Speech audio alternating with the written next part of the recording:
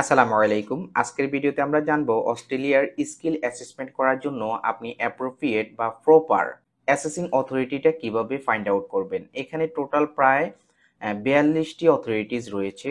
So আপনার কোন পেশার জন্য কোন ধরনের অথরিটির কাছ থেকে স্কিল অ্যাসেসমেন্ট করতে হবে তা আজকের ভিডিওতে আমরা ইন ডিটেলস জানবো।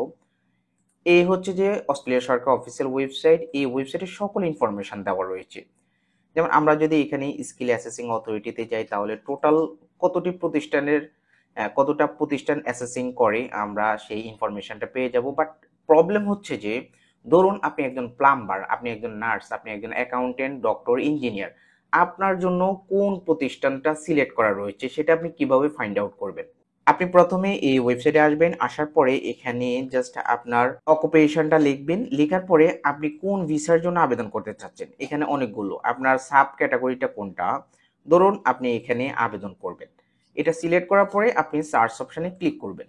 এরপর আপনি পেয়ে যাবেন যে আপনি কোন প্রতিষ্ঠান, এই যে দেখতে পাচ্ছেন অ্যাসেসিং অথরিটি ATRA, এখানে ক্লিক করবেন। ক্লিক করলে এখানে একটা লিঙ্ক পেয়ে যাবেন, অ্যাসেসিং অথরিটির লিঙ্কটা চলে আসবে। আমরা এই লিঙ্কে চলে যাব।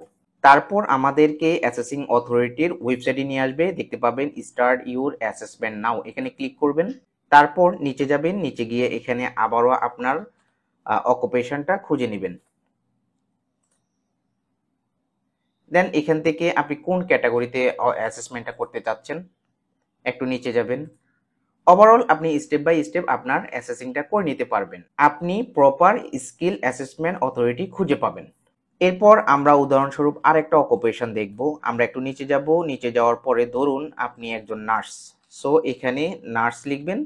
লেখার পরে আপনি কোন টাইপ সাব ক্লাসে আবেদন করবেন, সাব ক্লাসটা আপনি এখানে সিলেক্ট করবেন। দেন সার্চ অপশনে ক্লিক করবেন। এরপর আপনি নার্সের অ্যাসেসিং অথরিটিটা পেয়ে যাবেন। সো এখানে অকুপেশনের নাম অনুযায়ী অ্যাসেসিং অথরিটিটা ভিন্ন রকম হয়ে থাকে। যেমন ধরুন আমরা এটাকেই দেখলাম, হ্যাঁ, এখানে ক্লিক করলাম। ক্লিক করার পরে আমাদের অ্যাসেসিং অথরিটির লিঙ্কটা চলে আসবে, এখানে আমরা ক্লিক করব। এরপর আমরা মূল অ্যাসেসিং অথরিটির ওয়েবসাইটে চলে যাব।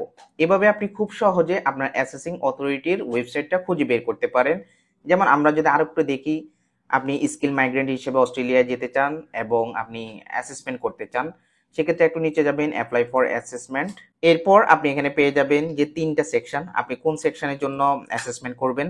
দেন একটু নিচে যাবেন, যাওয়ার পরে দেখতে পাবেন গো টু ফ্রম, এখান থেকে আপনি আপনার স্ট্যাটাসটা দিয়ে দিবেন, কন্টিনিউ যাবেন। স্টেপ 2তে আবার কন্টিনিউতে যাব। এরপর স্টেপ 3 পাবো, স্টার্ট এ মডিফাইড স্কিল অ্যাসেসমেন্ট। এরপর আমরা একটু নিচে যাব, নিচে গেলে সকল ইনফরমেশন দেওয়া রয়েছে স্টেপ বাই স্টেপ, এখানে কি কি ডকুমেন্টস লাগবে। এভাবে খুব সহজে আপনি স্কিল অ্যাসেসমেন্টের সঠিক অথরিটি প্রতিষ্ঠান খুঁজে বের করতে পারবেন। যদি কোথাও বুঝতে অসুবিধা হয় তাহলে অবশ্যই কমেন্ট করবেন, আমি আপনাদেরকে হেল্প করব।